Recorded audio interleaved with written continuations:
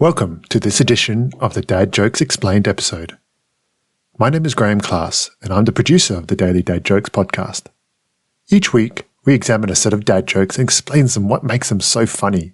Our aim is to arm you with information on delivering your own dad jokes to your friends and family, so you can further spread the laughs and groans. Let's get to it. I was good at this afternoon when my wife told me my 6-year-old son wasn't actually mine. She then said I need to pay more attention at school pickup.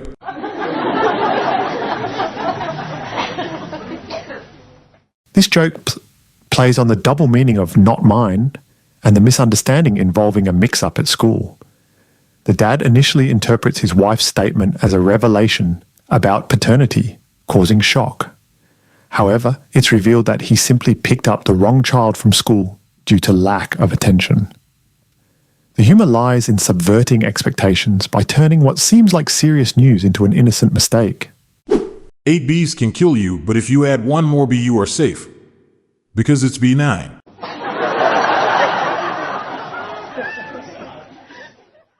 This joke hinges on a pun involving the word bee and the number 9. The phrase B9 sounds like benign, which means harmless. By adding one more bee to make it 9, you transform a potentially dangerous situation into something safe through this play on words. The humour arises from combining language and numbers in an unexpected way that leads to a clever twist. A is for apple, and B is for banana. So then what is C for? It's an explosive. This joke plays on the phonetic similarity between C4 and C4, a type of explosive. The setup leads you to expect another fruit or similar item, creating anticipation for a pattern that is humorously broken. By introducing an unexpected element in place of what seems like an educational sequence, it catches listeners off the guard. The humour arises from this sudden shift from innocence to absurdity through wordplay. I knew a kid who would count 1, 3, 5, 7, 9 instead of 1, 2, 3, 4, 5, 6, 7, 8, 9. I found that odd. This joke plays on the double meaning of odd. The kid's counting skips even numbers, listing only odd ones. By describing this behaviour as odd, it humorously suggests strangeness while literally referring to the sequence itself. The punchline cleverly uses wordplay to highlight both meanings simultaneously. I've asked my girlfriend numerous times to join me at the gym, but she always says no. I don't think we're going to work out. This joke hinges on the double meaning of work out. Initially, it seems to refer to exercising together at the gym. However, in relationships, work out also means succeeding or being compatible. The humour arises from this clever play on words that connects physical activity with relationship dynamics. Just when you thought you heard every Trump joke imaginable, I give you this one. 1.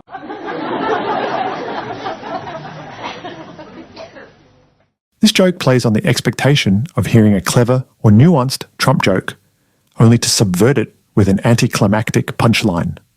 1. The humour lies in presenting the number as if it's another groundbreaking joke about Trump. By delivering something completely unexpected and simple instead of complex political satire, it creates absurdity. My wife called to tell me she saw a fox on the way to work. I asked her how she knew it was on its way to work. She hung up on me.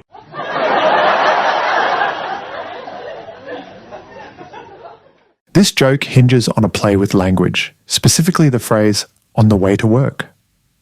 The wife's statement about seeing a fox is interpreted literally by her husband, who humorously questions how she could know its destination. His response suggests that he misunderstood her intended meaning of simply observing the animal during her commute. The punchline comes from his literal interpretation, leading to an absurd conclusion and resulting in frustration for his wife. The Earth is about 70% water. And it's not carbonated. So technically the Earth is flat.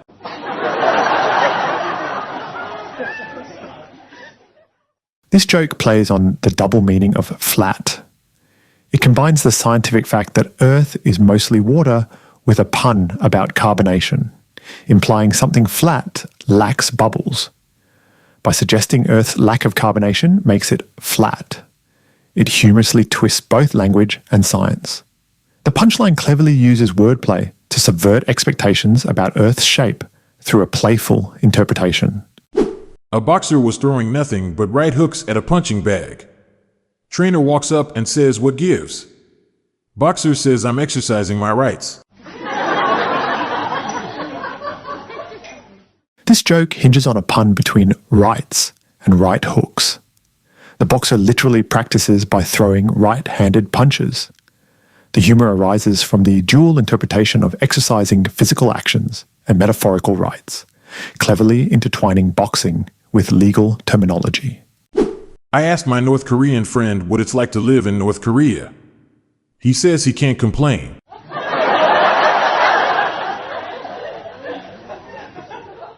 This joke plays on the dual meaning of can't complain. In North Korea, expressing dissatisfaction can be dangerous due to strict government control. The humour arises from interpreting his inability to complain literally and figuratively, highlighting oppressive conditions while delivering a punchline through understatement. I used to be against organ transplants, but then I had a change of heart.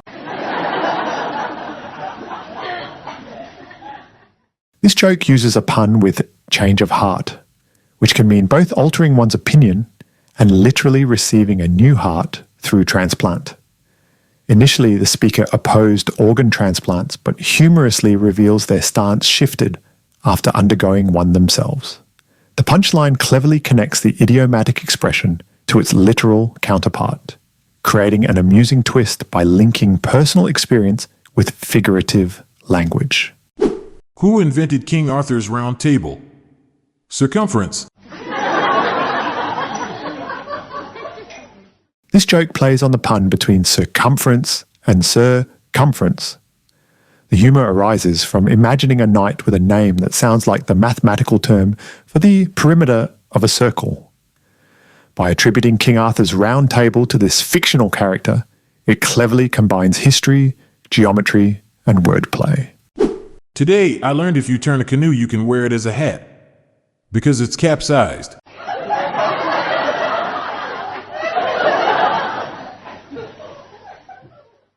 This joke relies on a pun between cap-sized and capsized. When a canoe is capsized, it turns over in the water.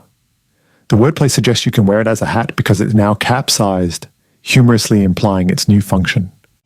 I don't drive when I'm drunk. It's too whiskey. This joke hinges on a pun involving whiskey and risky. The humour arises from replacing the word for danger with a homophone that refers to alcohol. By using this clever play on words, it highlights the irony of drinking while driving. This unexpected linguistic twist creates amusement through its double entendre, involving both risk and whiskey consumption.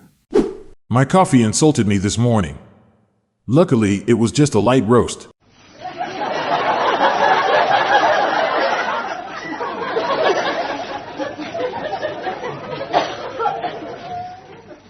This joke plays on the double meaning of light roast.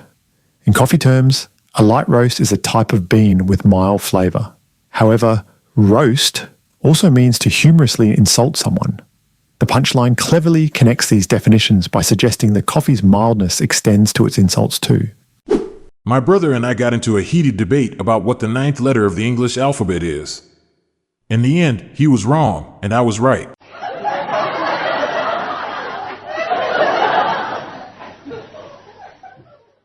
This joke hinges on the pun involving I being both the 9th letter of the alphabet and a pronoun used for self-reference. The humour arises from claiming victory in a debate by stating I was right, which simultaneously asserts correctness about both identity and alphabetical order. This clever wordplay creates an amusing twist through its dual interpretation, blending language mechanics with personal pronouns to deliver its punchline effectively. I was looking to buy a new car the other day and asked about cargo space. The dealer replied, "Car no do that. Cargo road."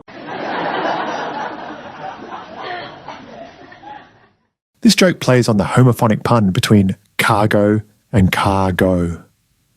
When asking about cargo space, one expects information about storage capacity. However, the dealer humorously misinterprets it as a question of whether the car can move, responding with a literal statement that cars are meant to drive. Every time I take the dog to the park, ducks are trying to bite him. That's what I get for getting a purebred. This joke plays on the pun between pure bread and purebred. The humour arises from imagining ducks mistaking a dog for literal bread because of this wordplay. By using homophonic language, it creates an absurd scenario where the dog's pedigree is confused with food. This unexpected twist in meaning leads to a humorous visual image of ducks chasing after what they perceive as their next meal. I convinced my wife to get a tattoo of wild garlic just above her butt. I believe it's called a ramp stamp.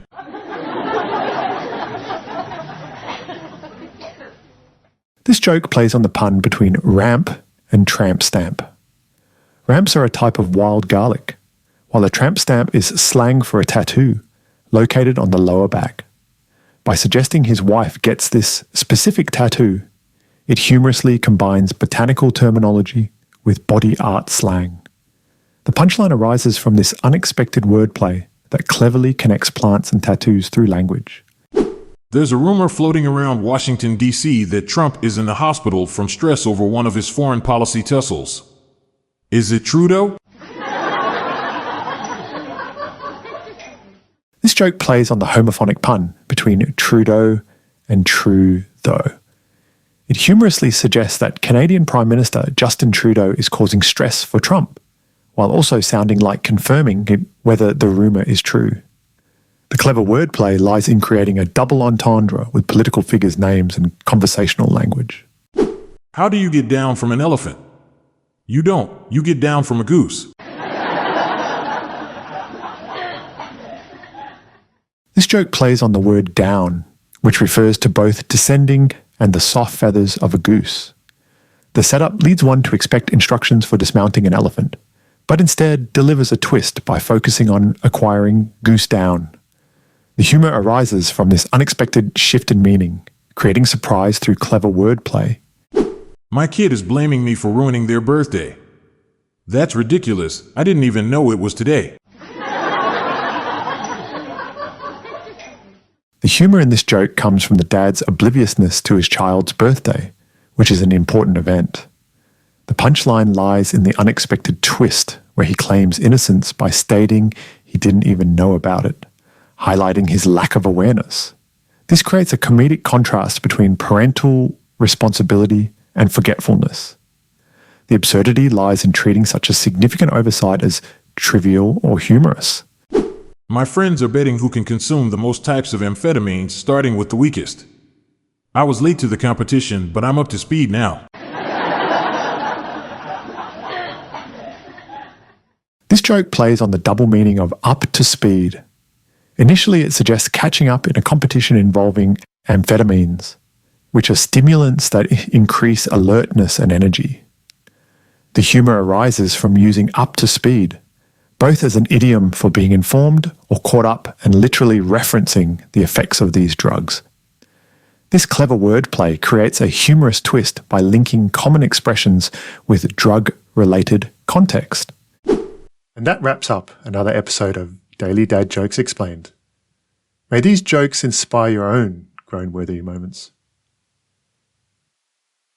This episode is produced by Klassic Studios. See the show notes page for sources and credits. Check out our other podcasts in our network at classicstudios.com.